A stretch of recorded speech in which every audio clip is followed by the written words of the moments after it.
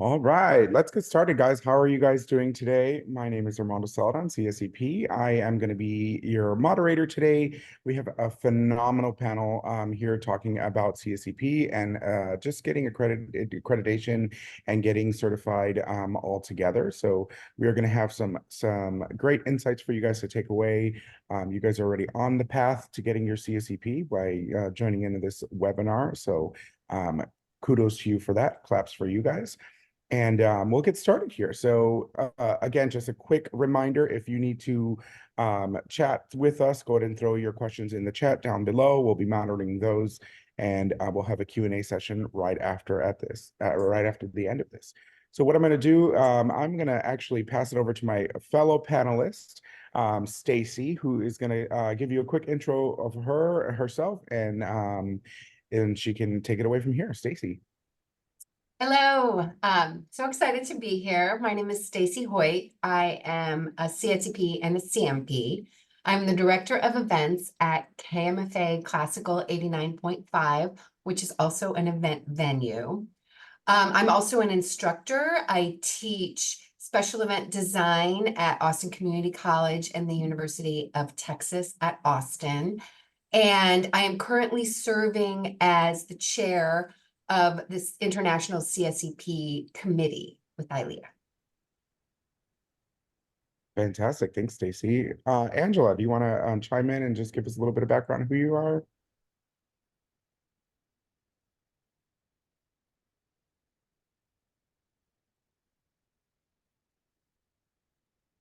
I think we may have lost Angela for a second. I will come over the top while she is getting reconnected and introduce Miss Angela. Angela Bond is the accreditation manager for the Accreditation Council of Genetic Counseling. She has a long-standing professional career exclusively within the accreditation space, and she also works for an accreditation bureau. So back-to-back accreditation. So she will be speaking to, assuming she can get connected, and if not, don't worry, we have a Angela equivalent on the ILEA staff, so we might pop Katie Kenny up here to fill in. But Angela is really providing the professional insight around the science behind effective studying, effective test-taking materials. So really here to be kind of the industry expert around accreditation philosophy and structures. Fantastic. And hi, everybody. My name, again, is Armando Saladon, CSEP. I work for Visit San Antonio here in San Antonio, Texas. I have been involved in ILEA for multiple years, been a CSEP now going on 6 years. And we are here just to share some knowledge with you guys. Let me see if Angela's back. Yay, perfect. I don't know what happened. I'm so sorry, it froze. No problem. We already did your intro, but if you want to throw in any tidbits that we might not have reached in, you feel free to jump in and give everybody a little bit of insight on who you are. So it must have frozen right before I talked. So I'm the accreditation manager at the Accreditation Council for Genetic Counseling. So it's a bit different than what Armando and Stacy have been doing. And then in a previous life, I ran continuing education programs directly and then managed all of the certification that went behind that. So fantastic. We're going to jump right in here, guys. We have some great information for you, but this one is for Angela here. Can we speak on the significance of maintaining your certification over time and how it contributes to professional success? Absolutely. So when you have a certification and when you're talking to clients, when you're talking to anyone directly, even when you're talking to vendors and creating those relationships, your experience that you're able to fall back on can create a trust bond that you might not otherwise have. When people hear about your experience, when people hear like, oh, you have this thing, they respect that certification. They know how hard you've worked to get there professionally, personally, everything that's involved. So having that certification can just bolster you relationship wise, as well as creating new bonds with both your clients and your vendors. Absolutely. It creates a little bit of validity behind your name, and, kind of shows you as an expert. Stacy, as someone who holds a professional certification in the live events industry, how has this credential influenced your career trajectory and opportunities within the industry? When I started my career, I actually transitioned from my first career as a stage manager in theater and dance companies. And so making the transition, it was very hard for me to kind of break in. So I really felt like I needed something to set me apart. I feel like the the folks around me that I really respected had CSEP credentialing. And so that seemed like a really smart thing to do. And it's hard to pinpoint exactly what has helped the hiring decisions along my career trajectory and say, oh, it was because of that. But I really believe that that it has been a big help. Teaching, I only recently got invited to teach special event design at the University of Texas. And I really think that having that credential really helped with the bona fides that were respected, in that academic world as well. Yeah, absolutely. I have a similar experience when looking at my peers when I started my career, looking at everybody, they all had some sort of accreditation or credentials or some sort of designation behind their name, the ones essentially that I wanted to strive to be. I started with CSEP because started my career very young. I was in college when I started, and I was always the youngest in the room, and I came across CSEP because I wanted to find something that would give me that edge. And it's definitely helped me throughout my career and helped me, gain positions and jobs when showcasing who I was as a professional and showcasing who I was on a resume. So, we have some stats up here for you guys, but the professional certification, it gives you an edge when interviewing. It's so 60% of employers prefer to hire candidates with an event industry certification. I'll give you guys a little tidbit here. I went to an ILEA event here in my local chapter, and it was King Dahl, who was the creative director for MGM events back then. And there was an opportunity for us to go up and ask one question. He was like, you get one question, what do you ask? So I went up to him and I said, how can I get a job at MGM? Like, how can I get an events job designing for MGM? And he said, being a CCP, having CCP on your resume automatically goes to the top of my list of candidates. So it's somebody that, has invested time, energy, and effort into learning this industry.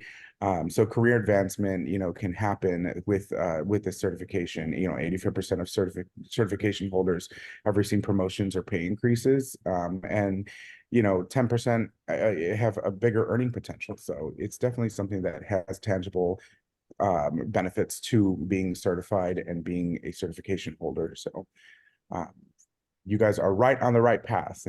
It's phenomenal.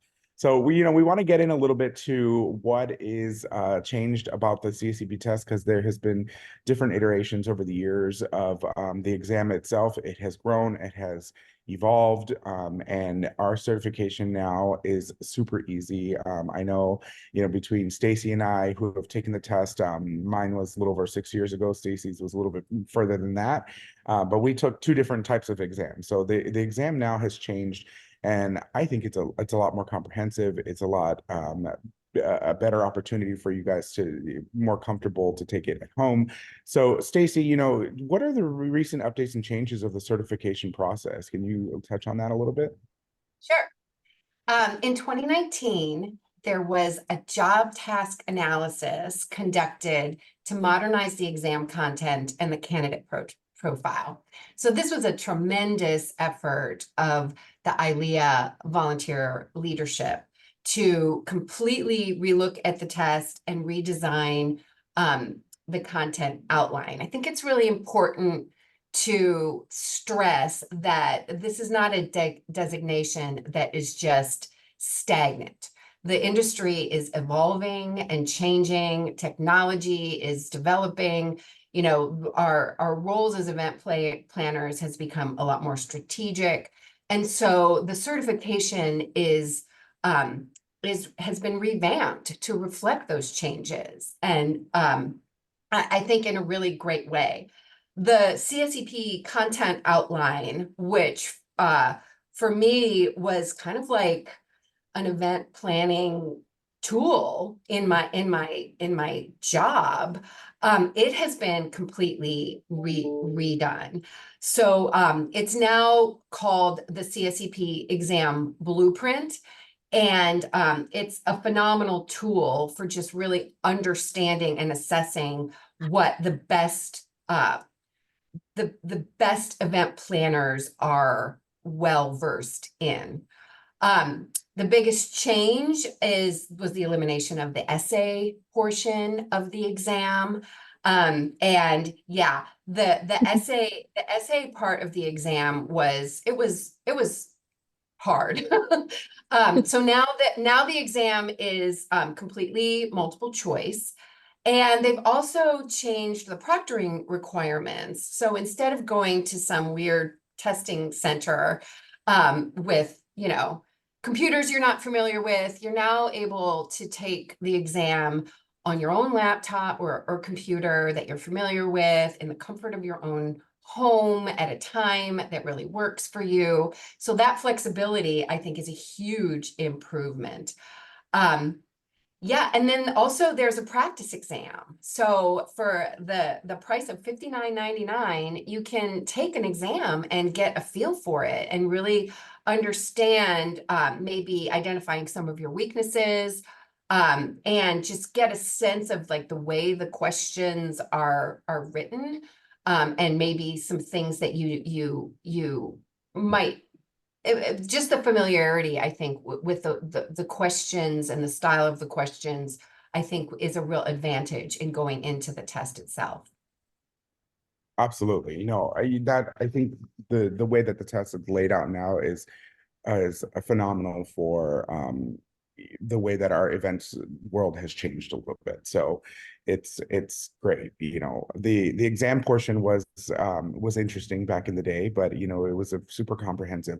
I will tell you guys, I did sit on the committee that wrote questions for the new exam, and being super comprehensive, it's a comprehensive test because it literally pulls in all aspects of the events industry, and you have to have a real good understanding of it to answer some of these questions. So let's get into preparation a little bit. This is the question that I get all the time when people ask, how did you prepare for the exam? How did you get started, when you wanted to take the exam? I tell people this all the time. It took me $800 and 10 years of experience to prepare for this exam.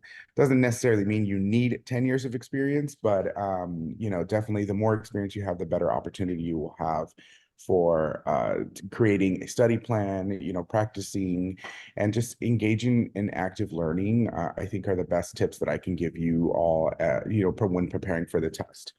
So I tell people this all the time. I failed the first time. I am not ashamed to say that, because I went into the test and the examination thinking that I knew more than what I expected. I knew a lot about a lot, don't get me wrong, but once I saw the test, I really understood what parts were a downfall for me. And for me specifically, it was AV, in AV lighting, that kind of realm of things. I knew a lot about it, but I didn't know enough for the questions that were asked on the exam itself. So after that, I went back and I went to my study group. There was a group of us in San Antonio that were looking to get prepared for this test. When we all came from different parts of the event industry, I had corporate conference convention side. We had an event planner on there. We had a wedding planner. We had a florist, lighting, AV, DJ, a venue manager. And so we just went back, and what we ended up doing was going together, bringing all of our RFPs that we got in the last month, and really just working through the RFPs, using the blueprint essentially as a guideline on how to kind of work through that event and kind of go through the process and the steps.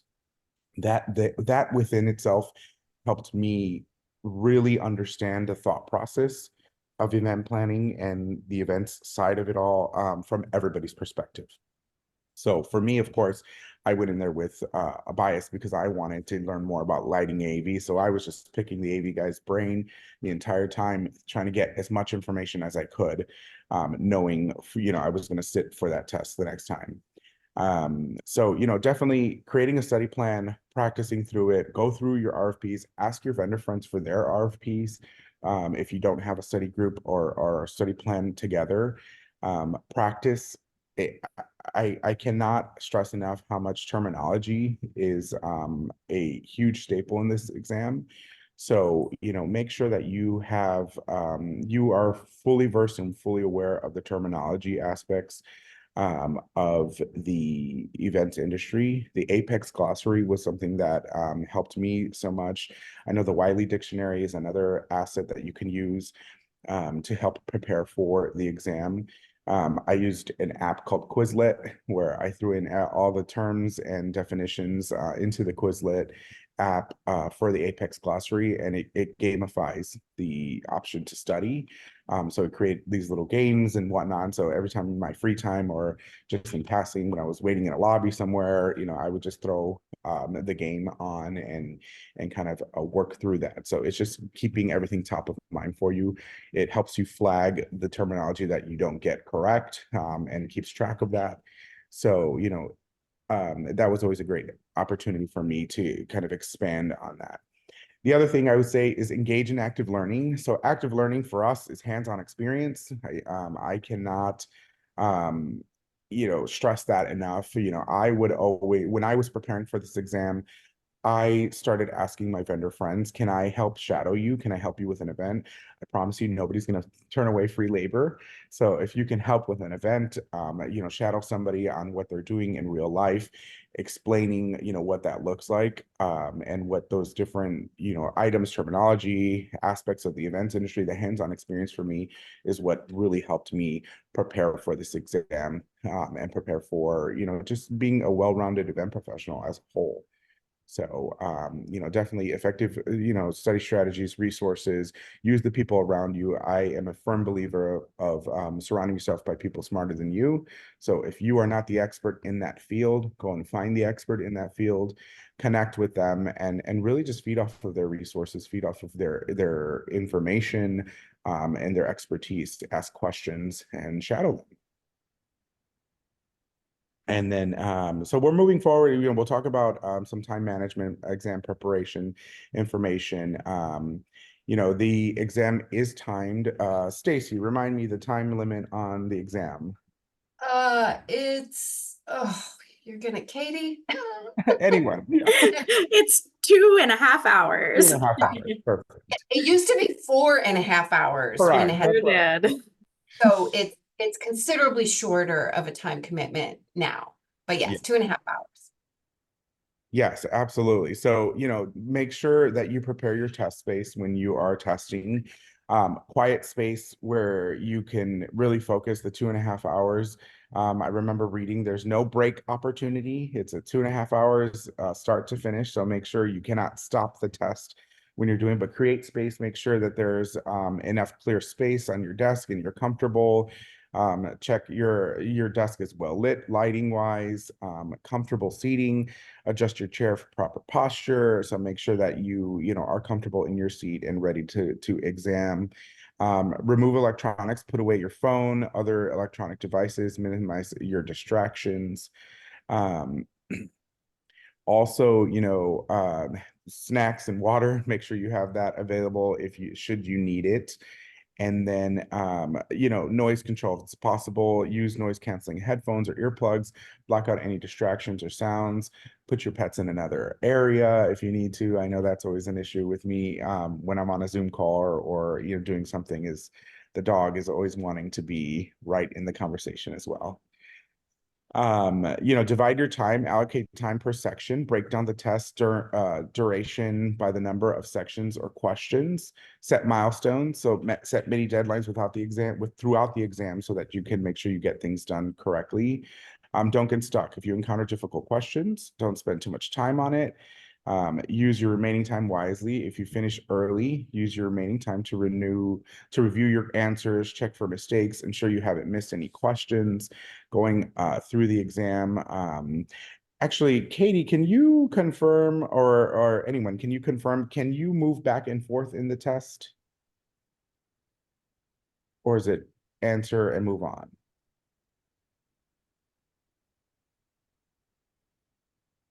I know Katie was checking on this. I don't Okay. know if she got the definitive answer. No I'm worries. pretty sure that you can. You can in the practice test, because I recently did the practice test. I will not tell you what I scored.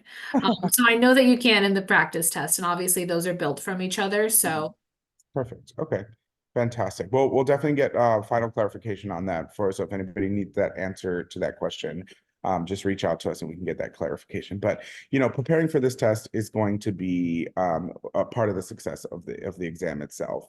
I highly encourage everybody. Back when we took the test, we didn't have a practice exam.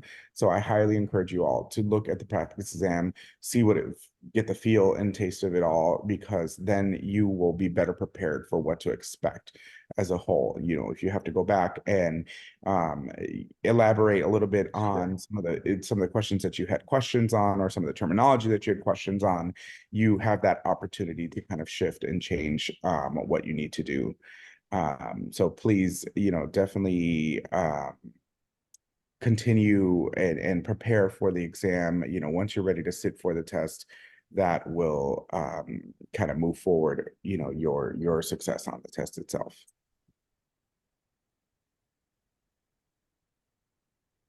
So let's Angela, can you dig in a little bit on the last slide about learning styles and whatnot? Just kind of give your take on it all as the certification expert on the panel here. Yeah, so one of the biggest things that I've seen people get tripped up on is it can be really overwhelming when you're looking at, okay, how am I doing this? What am I doing? It's natural to Google. It's natural to talk to your friends and family, like, hey, how did you do something like this? Or, we've talked about, there's a ton of large tests out there, right? We've all heard about the bar with lawyers and everything like that. But not everything that worked for your friends or on Google is going to work for you. And so just trust yourself, trust your own learning styles, know your learning styles, and then work through that. Armando mentioned that flashcards worked really well for him. That's wonderful. I'm the type who I can visualize, and so I can recall, like, oh, wait, those notes that I took were pink, but then on another section they were blue. And so color coding really helps me when I'm doing pattern recognition to recall that information. So when you are planning your study styles, don't just like make a schedule, but also think about how you're going to address that schedule and build in tasks throughout for yourself. The biggest thing that can help with the memory in particular is working through those tasks, because then you'll be able to have those recall during the test and when you might have done it. So that's the biggest thing. Just don't psych yourself out on what other people have done, and just have some faith in yourself. Absolutely. I like I was saying earlier, I studied in a study group, but traditional test taking for me, I'm a better individual learner. So I would always take what I gained from the group and then still continue to kind of sift through that information on my own, because I wasn't fully engaged in the group conversation, if that makes any sense, as far as trying to retain the information. Perfect. All right. Moving forward, so we do have a few questions in actually, you know what, let me pop it over to Stacy. Common falls to avoid, in test preparation. What do you think Well, I would say, the test is multiple choice, but it's not easy. You were talking about vocabulary before. It's not like you need to be able to spit out a definition of a term. The terms are interwoven into the question in a way that if you don't understand the meaning behind a term, you're not going to know the answer to the question. And also, I think that a pitfall just generally, and I see this with my students too, is like you really have to read the question. Like read the question and read it again and make sure that you're understanding, because sometimes the answers, like there's more than one right answer, but there's a better answer, particularly when you reference back to the question itself. So while you need to keep moving and you don't want to dwell too much, like I think it's really important to make sure that you're carefully reading the questions and understanding the questions, and that the vocabulary that you're learning, you're not just learning what the dictionary definition is, but you're also understanding how that term is implemented in context in the real world. Yeah, absolutely. I think, when building questions and sitting on that task panel, I know we all kind of looked at the exams questions as before and looked at terminology and really tried to build the question so that it was thought-provoking. It was, made somebody think about, how am I looking at this problem or issue or task from multiple different lenses. So that's where I think that multiple answers could make sense. Depends on what lens you look at it in. But a well-rounded CSEP is going to look at it from multiple angles, so that they understand fully what's happening in the event you are the expert in the room, essentially. So you are supposed to be the one that looks at it from multiple angles. So that's why, I love this exam and I love this designation, because you don't have to be a planner to pass the exam. You don't have to be, have one certain expertise level. So, absolutely. Let's talk a little bit about, I'm going to intro Katie Kenny here. She is on the HQ side of things, and she's going to give us a little bit of CSEP housekeeping, operations, and just to talk about the exam as a whole, and then we'll get into question and answers. I know you guys have some questions in the chat. Don't be shy. Come out with your questions. Let us know, but we're going to kick it over to Katie first, and then we'll go from there.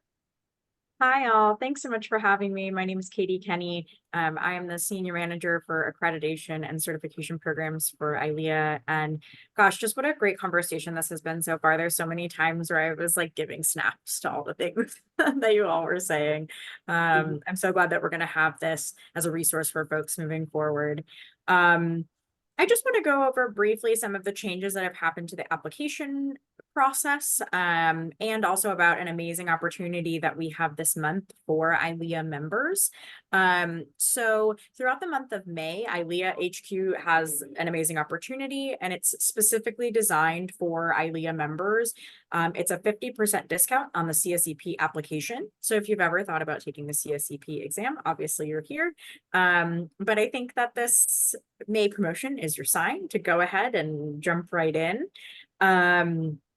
And you'll begin the CSEP application at ileahub.com/become a CSEP. And you'll really want to look at the 3 categories that are listed on that page, because it will help you not only determine your eligibility, but also walk you through the application process and prepare you for the exam itself.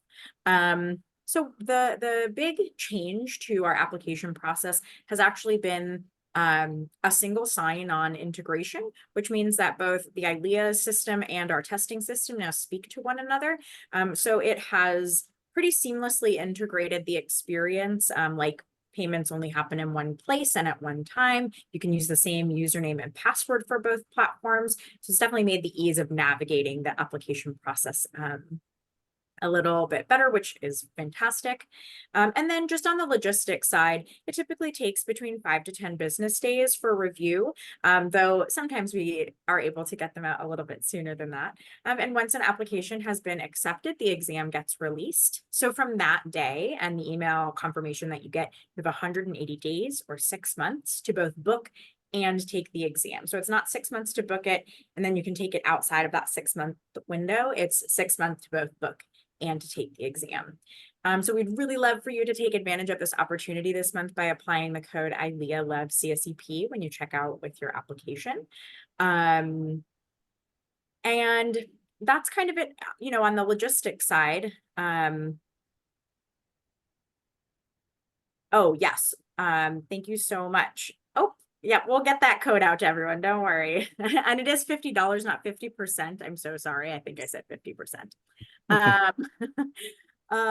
So yes, I do see a question about it saying 90 days on the website. Thank you so much for catching that. When we had first launched the new application, that's actually, so people used to have a calendar year to be able to book the exam, which means that actually after 365 days, they still could potentially have taken the exam. So it was originally shortened to 90 days, but we actually found from feedback from the ILEA and CSEP community that that was a bit too short of a window. So we extended that to 180 days or 6 months. Fantastic. Quick question for you, Katie. If somebody fails the exam, can they immediately take it again the next day, or is there a waiting period? What does that process look like? That's a great question. And as Armando shared with us, we do know that that does happen. So definitely don't feel alone if you feel alone if you didn't successfully pass the exam on your first try. You have a 30-day waiting period after the first attempt. So once 30 days has passed, then you can, you don't need to reapply. You just can pay the exam fee again and retake that exam.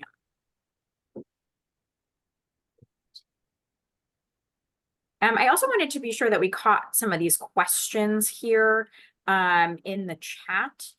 So one of them was, do you need to pay for the practice exam each time you take it? And yes, so anytime you take an exam, there's a fee associated with it. So that goes for both the practice exams and for the exam itself. And then I want to recommend the practice exam as an option for those of you who still are not quite sure what exactly you should be tackling or where exactly you're supposed to start. I think the practice exam would probably be the best place to really get a sense of what the exam looks like and what you can hope to expect. You know, Armando and Stacy talked so much about how this credential in particular relies on that practical experience and that hands-on expertise. So that's something that is really hard, I think, to quantify and distill into you know, a blueprint, since everybody's experience is different. So we really recommend, as Angela mentioned as well, taking that blueprint, figuring out which of those big topic areas you are super familiar with, ones that you are not sure about at all, and then using that maybe as a guide along with your practice exam to be able to assess where any of those deficiencies may lie. And we actually don't keep track of the passing rate for that first attempt. So I don't know off the top of my head. But one thing I did want to mention that we are working with Measure, which is the testing platform, is making sure that we have their updated guides in terms of accessibility. So I noticed one of the questions in the Q&A was about the possibility in varying up type size or font. So we're collaborating with Measure right now to make sure that we have all of their up-to-date guides and processes on accessibility as it relates to test taking. Since I know that the ease and the convenience of taking it at home can be great, but for people who may need special accommodations, we want to make sure that that those things are available to them, and those things would be available through Measure. So that's why we're collaborating with them to make sure we have the most up-to-date information. Oh, and so sorry about that. I'm seeing something about recommended reading list requires a sign-on to access. And I'm thinking I know why, so that's not an issue whatsoever. We'll make sure that gets updated today.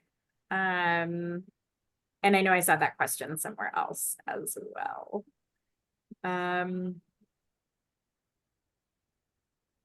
So I will say that a lot of the, so in terms of a formal like study course or preparation course, that is not something that HQ will be offering. And a lot of and Stacy, maybe you can piggyback on this a bit. You know, during COVID, I think that's there were a lot of unique opportunities for us to be able to connect with each other and sort of more formally have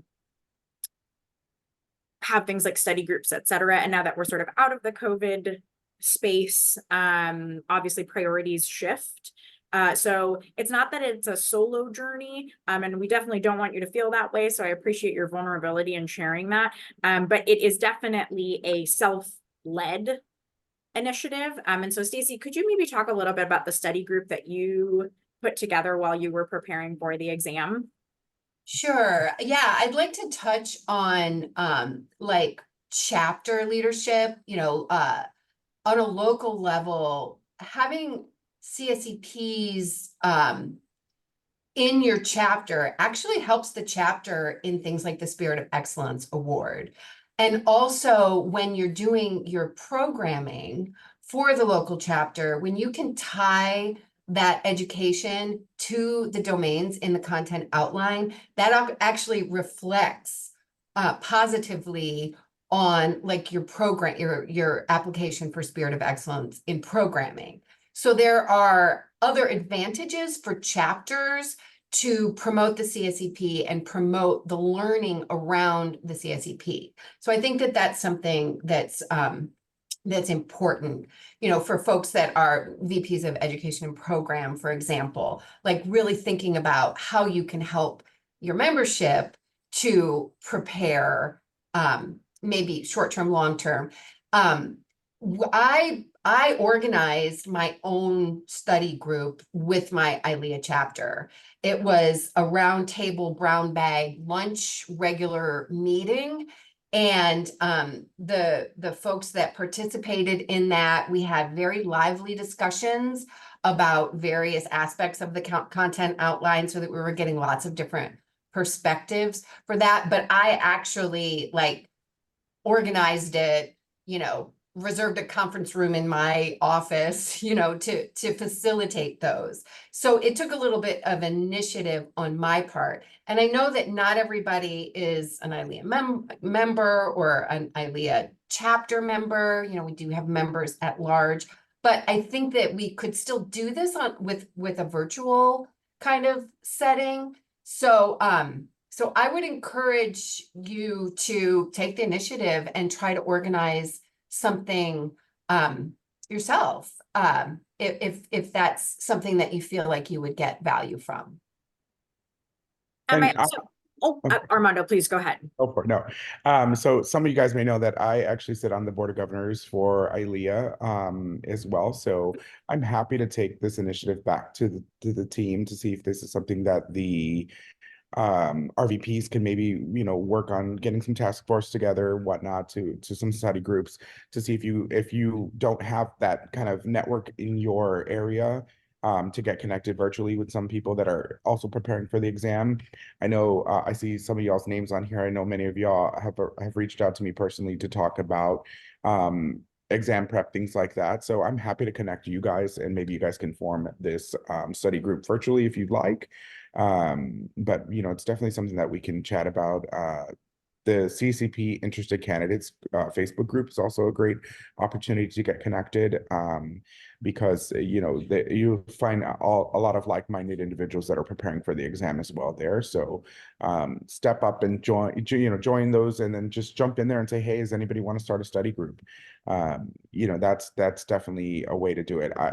Unlike a lot like you, Stacey, I started our study group when I was studying for the exam as well.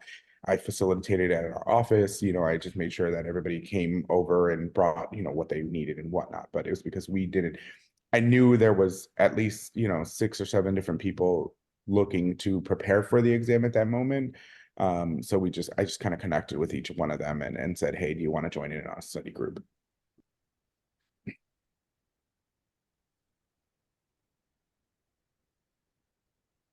So I can address Frank's question.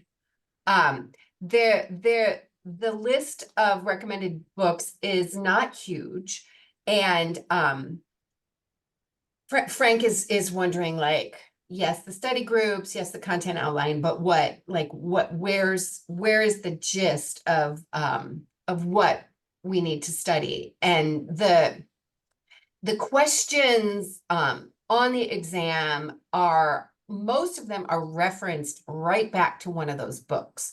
So I think that, you know, when you're identifying the different areas that you have weaknesses in, that's going to help guide you to the right books that are going to help inform those different domain areas. You know, there's a lot of really good textbooks out there. Wiley is the publisher for most of them. One book that I recommend is Special Events, The Brave New World for Bolder and Better Live Events. That 8th edition is brand new. So it's very up to date. It's very topical. It was written by our dear friend Joe Goldblatt, who is, you know, just an industry guru, along with Singwon Lee. So like that book in particular, I think is really great. Some of the books that are on the reading list are not like long, in-depth textbooks. They're more of like an easy read, but they cover concepts that are really important for event professionals to understand. So that would be my advice is, you know, find the books in the local library, or, you know, order them on Amazon, and really identify the books that you think are going to be the best resources to fill in the gaps in your knowledge. Yeah, I think a well-rounded understanding of the process of the event. So that's why using that blueprint as kind of a key factor to help you kind of build what process you're looking for in the event industry, I think will help you build out what these study groups can do. That's why we, you know, when I did it, we took RFPs and really just started to build the event from start to finish with everybody's input in mind. And, you know, using the Apex glossary as well, kind of looking at that terminology and looking at the terms that you don't know or don't make sense to you, and then asking the people around the room, you know, what is your take on this word? Like, the definition obviously is there, but, you know, how is it used in your context? How is it used in your realm of you know, the events industry? And really having a full comprehensive understanding of all of those pieces, I think is what the group factor helped me with. It was figuring out how I can tap into their expertise to understand these questions, to understand this terminology a little bit better. I think we have a couple more questions in here. Is anyone having an issue with opening a recommended reading Excel doc? Yes, my apologies for that. I have re-uploaded it. So please, actually it'd probably be best to just close the browser and then reopen it. To make sure that you've like refreshed, or maybe even clear your cache if you need to. And yes, Kristen, the name of that latest book that Stacy mentioned is on that list. Fantastic. Does anybody else have any more questions? Oh, here's one here. There was a CSEP prep course at one time. Is there anything like that still available? Yeah, that was something that took place, I think the last one was about a year ago, and there are no plans at this time for a prep course to be offered.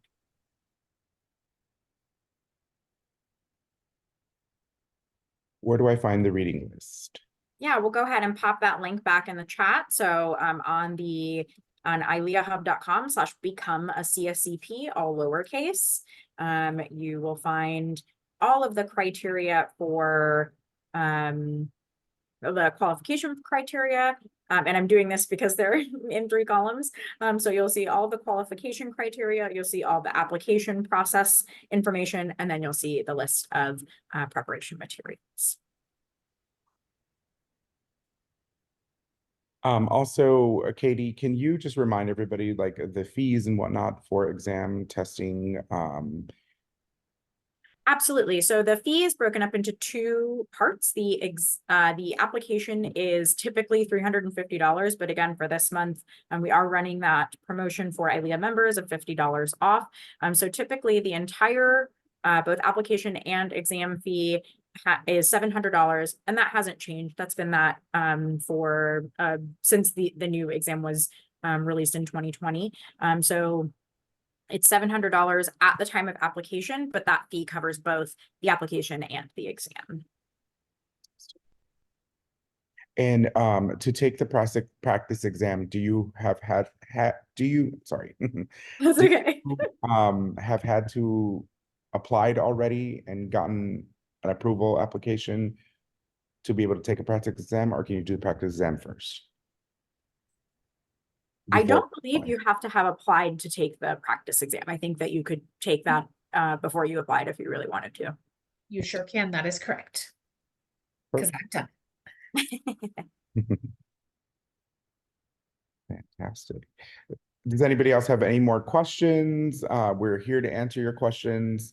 And no question is a crazy question. We are here to hear you out and to try to get you the most information possible. Recertification happens every 3 years. So for all people who are using in this new application, your recertification will actually happen on the date that you became a CSEP. So it will be 3 years anniversary date.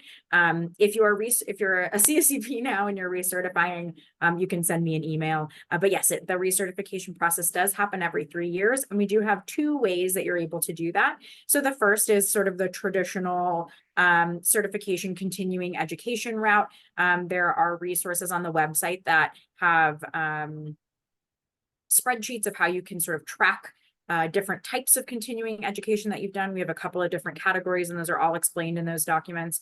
And then the alternate would be if life has just gotten in the way in the last 3 years and you've really not had a chance to keep up with those continuing education units, you can actually retake the exam as a way of recertifying as well.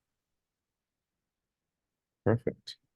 And I think we had one more. How many practice exams are available? I know there's different iterations of it available, but I don't know. I believe that there are 2 iterations at the moment. I can go and double check and we can confirm that along with the answer on the skipping questions. Fantastic. Well, if no one has any other questions, I want to thank you guys for joining us in this session. You guys are well on your way to becoming CSEPs. I'm super excited to see you all in future CSEP classes and to be doing sessions just like this once you are a CSEP. I promise you guys this designation will help change your career trajectory for the better. You even just sitting for the exam and kind of gaining the knowledge off of the exam itself will help you. But you know, this designation is something that is becoming more and more recognizable in our industry, and so it sets you apart. It is the one that I think is the most well-rounded in expertise level that you need to have to pass the exam itself. So you know, definitely. You guys are on your way to becoming the next realm of CSEPs. Thank you. Thank you so much to our panelists, and thank you so much to all of our participants today. I think this session was super beneficial. I just wanted a few housekeeping items at the end to point you back to the new ILEA Hub website. If you have not experienced the new ILEA Hub website, what are you doing? There is an amazing webinar bank. As you may have noticed, we are really upping our education game these days. So you will see all the webinars we've hosted this ILEA year. And this session will be posted not only on the webinar page, but on the CSEP page in the coming days. Don't forget to follow us on social media. It's the best way to connect with us. And last but not least, don't forget I-24, our annual conference, is right around the corner. This is just your friendly reminder that early bird pricing ends on Friday. And so we want to make sure that you get in at the best possible price. I cannot wait to see everyone in Seattle. If you are considering taking your CSEP, this is another great place to meet and connect with those who are also pursuing CSEP and or are considering just picking someone's brain who's maybe passed the test, maybe failed the test, this is just another opportunity for us to come together live event professionals, live and eventing. So exciting. Can't wait to see you all there. Have a great rest of your day and talk soon. Bye, ILEA.